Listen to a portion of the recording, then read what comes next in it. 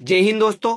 Iran की तरफ से भारत की दो कार्गो शिप के ऊपर हमला कर दिया गया है। जो दो कार्गो शिप ऑयल टैंकर लेकर के भारत आ रहे थे उनके ऊपर हमला किया गया है और ये हमला जो है स्ट्रेट ऑफ हॉर्मुज के ऊपर किया गया है। यानी कि हमारे जो दो टैंकर्स है वो जैसे ही स्ट्रेट ऑफ हॉर्मुज को क्लियर करने की कोशिश कर रहे थे उनके ऊपर हमला कर दिया गया है। हालांकि हमारे जो शिप चलाने वाले थे उनके द्वारा ईरान से वार्तालाप की गई और ये कहा गया कि आपके कहने के बाद ही तो हम जो है स्ट्रेट ऑफ हॉर्मुज को पार कर रहे हैं। मतलब कि स्ट्रेट ऑफ हॉर्मुज को पार करने की आपने ही तो परमिशन दी थी, फिर आप क्यों हमारे ऊपर अटैक कर रहे हो। इस तरह के बयान ऑडियो वगैरह जो है वायरल हुए, काफी ज्यादा न्यूज सर्कुलेट हुई और बताया जा रहा है कि ईरान इस चीज को नहीं समझ पाया। फिर बाद में भारत की तरफ से ईरान के अंदर जाकर के जो ईरान के राजदूत है उनसे बातचीत की गई और बताया गया कि जो भी चीजें ये हुई है ये कहीं ना कहीं गलतफहमी में हुई है और भारत और ईरान के जो रिश्ते हैं वो बहुत ज्यादा मजबूत है। अब सोचिए आप, अगर ईरान भारत के ऊपर अटैक इसी तरह से करेगा तो क्या भारत इतना धैर्यपूर्वक सवाल का जवाब देगा?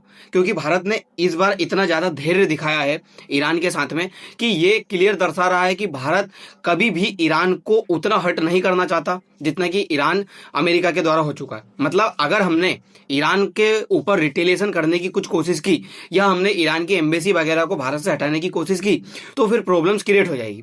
प्रॉब्लम्स ये क्रिएट हो जाएगी कि भारत को जो स्ट्रेट ऑफ हॉर्मुज है वहां से निकलने नहीं दिया जाएगा और हमें अभी फिलहाल की हालत में स्ट्रेट ऑफ हॉर्मुज से निकलने दिया जा रहा है। लेकिन ये जो दो शिप के ऊपर अटैक किया गया ये बताया जा रहा है कि मिसअंडरस्टैंडिंग है। आप इसमें देख सकते हैं, 2 Indian flagged vessels attacked by Iran, gun boats in Hormuz, crew ship. अब मतलब ये सोचिए, जब भारत के शिप के ऊपर अटैक किया गया तो भारत का जो ऑयल वगैरह था वो तो क्षतिग्रस्त हुआ ही, नुकसान हुआ ही। लेकिन ये सब कुछ क्यों हुआ? क्योंकि भारत को ये बता दिया गया था ट्रंप के द्वारा और पूरी दुनिया को यह बताया गया था कि अब स्ट्रेट ऑफ हॉर्मुज है वो ओपन हो चुकी है। स्ट्रेट ऑफ हॉर्मुज क्यों ओपन हो चुकी है? क्योंकि ट्रंप का कहना था कि Iran to hand over enrich uranium as Israel and Lebanon agree to 10 days ceasefire. इस तरह का बयान ट्रंप के द्वारा दिया गया था। ट्रंप का कहना था कि जो 11 अप्रैल को इस्लामाबाद में टॉक्स हुई थी ईरान और अमेरिका के बीच में, जो फेल हो गई थी, उस टॉक्स के बाद में फिर से इनके बीच बात चल रही थी और इन बातों के बीच में ये बात सामने निकल कर आई कि अमेरिका मध्यस्थ बन के, यानी कि मीडिएटर बन के, अमेरिका के अंदर ही लेबनान और इजराइल इन दोनों के बीच में सीज फायर करवाएगा और ये सीज फायर 10 दिनों के लिए होगा। तो अब हम जो है स्ट्रेट ऑफ हॉर्मुज ओपन होने वाली, क्योंकि ईरान ने शर्त रखी थी कि जब तक लेबनान के ऊपर सीज फायर नहीं किया जाएगा स्ट्रेट ऑफ हॉर्मुज ओपन नहीं होगी। लेकिन जब लेबनान के साथ में सीज फायर हो गया तो जो ईरान है उसका कहना था कि हम स्ट्रेट ऑफ हॉर्मुज को ओपन कर देंगे। तो ट्रंप ने यही बात कही कि अब स्ट्रेट ऑफ हॉर्मुज ओपन हो गई है और ईरान जो है अपना यूरेनियम हमें देने को तैयार हो गया। लेकिन फिर कल सुबह एक खबर निकल कर आती है जब कहा जाता है ईरान की तरफ से, not going to be transferred anywhere, Iran denies Trump's claim of uranium deal. मतलब कि ईरान इस बात को साफ मना कर रहा है कि ट्रंप जो कह रहे हैं वो झूठ है। मतलब हम कोई भी यूरेनियम वगैरह जो है हमारा, हम नहीं दे रहे हैं अमेरिका को। मतलब साफ दर्शा दिया गया कि ईरान, ट्रंप की जो बातें हैं वो झूठ है और ईरान इसको मानता नहीं है। और ईरान का कहना है कि हम हमारा यूरेनियम जो इनरिचमेंट करके रखा था, संवर्धित करके रखा था, हम अमेरिका को नहीं देंगे। इस तरह की बातें हो गई। देखिए, ये स्ट्रेट ऑफ हॉर्मुज आज दुनिया के लिए की बनी हुई है। यानी कि कोई भी जहाज यहाँ से गुजर रहा है, बताया जा रहा है कि यहाँ 3600 से 4500 के आसपास जो जहाज है वो भी फंसे हुए हैं। तो वो जहाज यहाँ से निकलने की कोशिश कर रहे हैं तो वो निकल नहीं पा रहे क्योंकि ईरान उनके ऊपर अटैक कर दे रहा है। भारत के जो 2 जहाज थे वो यहाँ से निकलने के लिए पूरी तरह से तैयार थे क्योंकि उनको परमिशन दे दी गई थी। कहना था कि सेकेंड बार में हमारे ही जहाज निकलने वाले हैं चाइना के बाद आफ्टर। तो हुआ क्या, जब ये जहाज यहाँ से निकलने वाले थे तो इनके ऊपर यहाँ से अटैक करने की कोशिश की गई। लेकिन हमारे जहाज चलाने वाले जो थे उन्होंने ये कहा कि आपने तो परमिशन दी हमको, हम अब जहाज लेकर के जा रहे हैं तो आप हमारे जहाज के ऊपर अटैक मत करिए क्योंकि ये जो जहाज यहाँ से निकल रहे हैं ये आपकी परमिशन के बाद निकल रहे हैं। लेकिन ईरान नहीं सुन पाया और भारत के जो 2 वेसल्स है उनके ऊपर अटैक कर दिया। तो भारत को ये नुकसान बड़ा हुआ है। अब देखना ये होगा कि क्या ईरान जो ये नुकसान किया है वो भारत की भरपाई करेगा। यानी कि खुद के पास से जो ऑयल है खर्ग आइलैंड पे बताया जा रहा, वहां से ऑयल भारत के लिए देगा क्योंकि अभी हमारे भी बहुत सारे जो जहाज है इस एरिया में फंसे हुए हैं। दूसरी तरफ यहाँ पे अमेरिका जो है इसको ब्लॉकेज करके रखा हुआ है। अगर ईरान को टोल देकर के कोई जहाज यहाँ से गुजरेगा तो इस एरिया में अमेरिका उससे टोल वसूल करेगा और अमेरिका उसको निकलने नहीं देगा। ये बयान ट्रंप के द्वारा क्लियर कहा गया है और अमेरिका ने अब जहाजों को यहाँ पे रोकना भी शुरू कर दिया है क्योंकि अमेरिका के जो सांसद वगैरह है उनका भी ये कहना है कि यूएस का जो प्लान है वो बहुत अच्छे से सक्सेसफुल हो रहा है। मतलब हम हमारे कोई भी जहाज यहाँ से निकलने नहीं दे रहे हैं हमारी मर्जी के बिना। अगर यहाँ पे ईरान को टोल दिया जा रहा है तो कोई भी जहाज यहाँ से नहीं निकल रहा है। सीधी सी बात है कि अमेरिका ने इस बहाने पूरे जो ऑयल का मार्केट है उसके ऊपर कब्जा करने की कोशिश कर ली। खुद की कंपनियों को यह आदेश दिया है कि जो 20% ऑयल इस एरिया से जाता था वो अब आप दुनिया के अंदर सप्लाई करना शुरू करो। मतलब कि यहां से ऑयल जाए या ना जाए उससे दुनिया के अंदर फर्क पड़ना नहीं चाहिए। अब वो बात इस चीज की कि जिस यूरेनियम के बारे में अमेरिका इतना पीछे पड़ा हुआ है ईरान के, उस यूरेनियम में ऐसा है क्या? ये यूरेनियम इतना पावरफुल होता है अगर आप यूरेनियम को शुद्ध करने पे आओगे तो अगर आप 2% यूरेनियम को शुद्ध करोगे तो उससे बिजली बनाई जा सकती है। अगर आप यही 20% तक इसको शुद्ध करोगे तो इससे मिसाइल बनाई जा सकती है, यानी कि मिसाइल में इसका यूज किया जा सकता है। अगर आप इसको 60% तक शुद्ध कर ले जाओगे तो इससे एक नॉर्मल जो बम है वो बनाया जा सकता है। हालांकि वो बम भी काफी ज्यादा इफेक्टिव हो सकता है। वहीं अगर आप यूरेनियम को 90% तक शुद्ध कर ले जाते हो तो उससे बनता है फिर परमाणु बम। मतलब कि अगर आप 2% पे करोगे तो बिजली बना सकते हो, 20% तक अगर आप शुद्ध करोगे तो उससे मिसाइल में यूज किया जा सकता है, अगर 60% तक शुद्ध करोगे तो उससे एक नॉर्मल बम बनाया जा सकता है। हालांकि वो तबाही काफी ज्यादा लाएगा और परमाणु बम बनाने के लिए इसको 90% तक जो है शुद्ध करना होगा। तो ईरान जो है 60% तक इसको शुद्ध कर चुका है। अगर ईरान का ये जो प्रोग्राम चल रहा है और ज्यादा शुद्ध करने का, ये 90% तक शुद्ध कर ले गया तो ये बर्बाद कर देगा पूरे अमेरिका और इसराइल को। इसराइल और अमेरिका को इस बात का डर है क्योंकि इन दोनों के बीच में दुश्मनी हो चुकी, शुरू से ही दुश्मनी चल रही है इसराइल और ईरान के बीच में और साथ में अमेरिका के भी साथ में।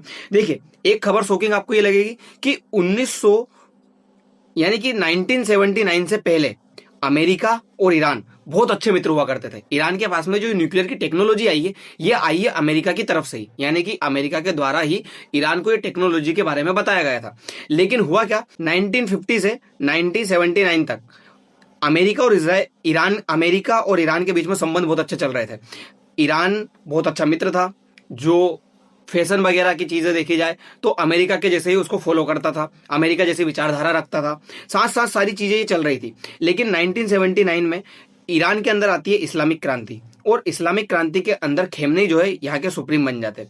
फिर खेमनेई की सरकार आने के बाद में ईरान अमेरिका से दूर होता चला गया। मतलब कि जो भी चीजें अमेरिका द्वारा प्रोजेक्ट की जा रही थी यहाँ पे और अमेरिका के जो विचारधारा थी वो सब खत्म कर दी गई, जो भी फैशन वगैरह थे वो सब खत्म कर दिए गए और ईरान बन चुका था एक कट्टर इस्लामिक कंट्री। तो बहुत सारी चीजें जब हुई तब अमेरिका को समझ में आ गया कि ईरान हमारा मित्र नहीं है और ईरान हमारा दुश्मन है। तो अमेरिका से जब दोस्ती थी तब तक यदि यूरेनियम बन जाता यानी कि परमाणु बम बन जाता तो कोई दिक्कत नहीं थी। लेकिन जब से अमेरिका से दुश्मनी हुई है तब से अमेरिका ने ठान लिया कि मैं इसको संपन्न नहीं होने दूंगा परमाणु में। तब से अमेरिका इसको रोकता हुआ चला आ रहा है। तब से ईरान के पास में लगभग 400 से 450 केजी के आसपास जो यूरेनियम है वो रखा हुआ है और 250 केजी के आसपास बताया जा रहा है कि ये शुद्ध करने में लगा हुआ है, यानी कि परमाणु बम बनाने में लगा हुआ है। तो इसी यूरेनियम को अमेरिका जो है ईरान से वापस चाहता है, लेकिन ईरान इस यूरेनियम को अमेरिका को देना नहीं चाहता। अब सोचिए अगर ईरान इस यूरेनियम को अमेरिका को दे देता है तो ईरान खुद उल्टा फंसेगा। आपको कुछ उदाहरण के माध्यम से समझाता हूं। देखिए 1992 के आसपास में रसिया के यानी कि यूएसएसआर के 15 टुकड़ों हो जाता है, जिसमें से एक रसिया भी निकल कर आता है। 15 टुकड़े होते हैं जिसमें से एक रसिया निकल कर आता है और 14 अलग अलग भाग होते हैं। उसी का एक भाग था यूक्रेन। यूक्रेन के पास में पहले यूरेनियम की जो चीजें थी वो हुआ करती थी, परमाणु बम बनाने के लिए यूरेनियम हुआ करता था। लेकिन उस समय पे अमेरिका, यूके और रसिया, इन तीनों के तीनों कंट्री ने यूक्रेन से कहा कि आपको इन चीजों की क्या जरूरत है, यानी कि यूरेनियम की क्या जरूरत है। आप ये सारे का सारा जो सामान है वो यूके को, अमेरिका को और रसिया को दे दो, हम आपकी सिक्योरिटी करेंगे और आपको यूरेनियम बनाने की जरूरत नहीं, यानी कि परमाणु बम बनाने की जरूरत नहीं। इस तरह की बातें यूक्रेन के द्वारा की गई। तो यूक्रेन ने अपना सारा का सारा जो यूरेनियम संवर्धन था वो पूरा का पूरा रसिया को दे दिया। अब सोचिए जब रसिया को दिया उसके बाद से ही यूक्रेन संकट में पड़ा हुआ है। आज यूक्रेन के ऊपर कितने हमले हो रहे हैं, यूक्रेन को कोई भी मार करके चला जा रहा है और रसिया कब से मार रहा है उसको। तो अगर यूरेनियम होता इसके पास तो ये सब कुछ होता ही नहीं। दूसरी बात, लीबिया के पास में भी इसी तरह का काम चल रहा था, लेकिन अमेरिका को जब पता चला तो अमेरिका ने कहा कि मैं तुम्हारे ऊपर इतने ज्यादा सैंक्शंस लगा दूंगा कि दुनिया का कोई भी कंट्री तुम्हारे साथ व्यापार नहीं कर पाएगा, तुम्हारी जो चीजें दुनिया के अंदर नहीं बिक पाएगी, तुम्हारी पूरी की पूरी इकोनॉमी खराब हो जाएगी। तो इस तरह का बयान जब अमेरिका के द्वारा लीबिया के ऊपर दिया गया तो लीबिया ने कहा कि ठीक है, अगर ऐसी चीजें तो हम हमारा जो यूरेनियम संवर्धित करके रखा हुआ है वो हम आपको दे देते हैं, आप हमारी सिक्योरिटी करिएगा। लीबिया ने 2003 में जो है अमेरिका को अपना पूरा यूरेनियम संवर्धन दे दिया। आज लीबिया की हालत यह है कि लीबिया को कोई भी आकर के मार के चला जाता है। वहीं एक दूसरी खबर सुनिए, ये रहा नॉर्थ कोरिया। नॉर्थ कोरिया के साथ में भी ये सिचुएशन घटित हुई थी। अमेरिका ने कहा था कि या तो आप जो परमाणु बम बना करके रखे हो वो हमें दे दो, या आपका जो यूरेनियम संवर्धन परमाणु बम बनाने से पहले था वो हमें दे दो, वरना हम आपके ऊपर सैंक्शंस लगा देंगे। पहले थोड़े दिन पहले नॉर्थ कोरिया ने भी सोचा कि ठीक है यार, दे देता हूँ, जो हमारे ऊपर सैंक्शंस लगे वो तो हट जाएंगे, हमारी इकोनॉमी अच्छी चलेगी। लेकिन नॉर्थ कोरिया ने नहीं दिया। अब जब ये युद्ध हुआ तब नॉर्थ कोरिया ने थैंकफुल कहा खुद को कि अच्छा हुआ मैंने अमेरिका को यूरेनियम नहीं दिया, वरना आज मेरी हालत वैसे ही होती जो आज ईरान की है। मतलब कि कोई भी आकर के मार के चला जा रहा है। आज अमेरिका किसी भी हाल में नॉर्थ कोरिया के ऊपर सवाल नहीं खड़ा करता है, चाहे नॉर्थ कोरिया अमेरिका को कितनी खड़ी खोटी सुना दे, कुछ भी कह दे, लेकिन नॉर्थ कोरिया के ऊपर हमला करने की जो हिम्मत है वो अमेरिका के पास में नहीं है, क्योंकि वो जानता है नॉर्थ कोरिया के पास में न्यूक्लियर वेपन रखा हुआ है। अगर ये सब कुछ हुआ तो प्रॉब्लम क्रिएट हो जाएगी। अब दोस्तों देखना ये होगा कि मंडे के दिन यानी कि कल पाकिस्तान के अंदर सेकेंड टॉक होने वाली है इनके बीच में, यानी कि 11 अप्रैल को हुई थी और अब एक फिर होने वाली है। अब ये सेकेंड टॉक कितनी ज्यादा सक्सेसफुल होती है या नहीं, ये तो देखने वाली बात होगी, क्योंकि अगर सेकेंड टॉक अनसक्सेसफुल हुई तो जो ये 2 वीक का सीजफायर किया गया था ये सीजफायर टूटेगा और वॉर फिर से शुरू हो जाएगा। अगर ये वॉर फिर से शुरू होता है तो दुनिया के अंदर फिर प्रॉब्लम्स क्रिएट होने वाली है। अब देखना होगा कि पाकिस्तान के अंदर इन दोनों के बीच में क्या बात होती है, क्योंकि मेडिटेयर पाकिस्तान ही बना हुआ है। अगर ये सब कुछ हो जाता है तो ट्रंप ने खुशी जाहिर की है कि अगर सीजफायर हो जाता है और परमानेंटली सॉल्यूशन हो जाता है इसका, तो मैं खुद पाकिस्तान आऊंगा। तो पाकिस्तान के लिए खुशी की बात भी है, लेकिन दुख की बात यह कि इतना सारा खर्चा पाकिस्तान उठाएगा कैसा, ये सब देखने वाली बात होंगी। तो दोस्तों अब देखना होगा कल क्या होता है क्या नहीं। दोस्तों फिलहाल के लिए इतना ही, मिलते हैं अगले वीडियो में, धन्यवाद।